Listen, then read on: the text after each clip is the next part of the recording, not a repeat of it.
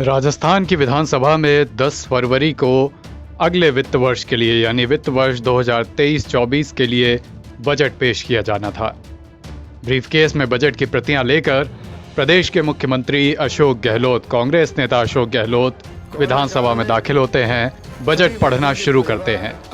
2 से 3 पैराग्राफ पढ़ चुके होते हैं, तभी एक खुसफुसाहट सी, सुगबुगाहट सी पूरी विधानसभा में शुरू हो जाती है। अशोक गहलोत के बजट भाषण के बीच में ही उनके साथी मंत्री उन्हें टोकते हैं। और क्या टोकते हैं?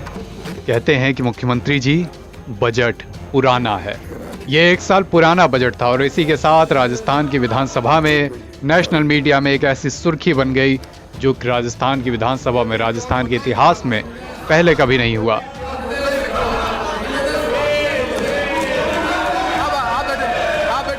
अशोक गहलोत ने बजट भाषण के दौरान गलती से 1 साल पुराना यानी पिछले साल का बजट पढ़ना शुरू कर दिया। उसके 3 पैराग्राफ सदन के सामने पढ़ भी डाले, विधानसभा में पढ़ दिए। तब एक साथी मंत्री के टोकने पर यह बात सामने आई कि यह बजट इस साल का नहीं है, पिछले साल का है और गलती से इसके 3 पैराग्राफ इस साल पढ़ दिए गए हैं। जमकर हंगामा शुरू हो गया। विपक्ष, जहां पर भारतीय जनता पार्टी प्रदेश में बैठती है, उसने इस बात पर जमकर हंगामा किया कि क्या बजट लीक हो गया है, कैसे मुख्यमंत्री ने पिछले साल का बजट पढ़ना शुरू कर दिया, कैसे उनके ब्रीफकेस में इस साल की बजट प्रतियों की जगह पिछले साल की बजट प्रतियां आकर किसने रख दी, कैसे रख दी गईं। और इस बात पर विधानसभा में जमकर हंगामा हुआ। स्पीकर सीपी जोशी को आधे घंटे के लिए सदन स्थगित करना पड़ा। ये पहली बार ऐसा हुआ है राजस्थान के इतिहास में जब बजट भाषण के बीच में किसी मुख्यमंत्री को टोका गया है, रोका गया है।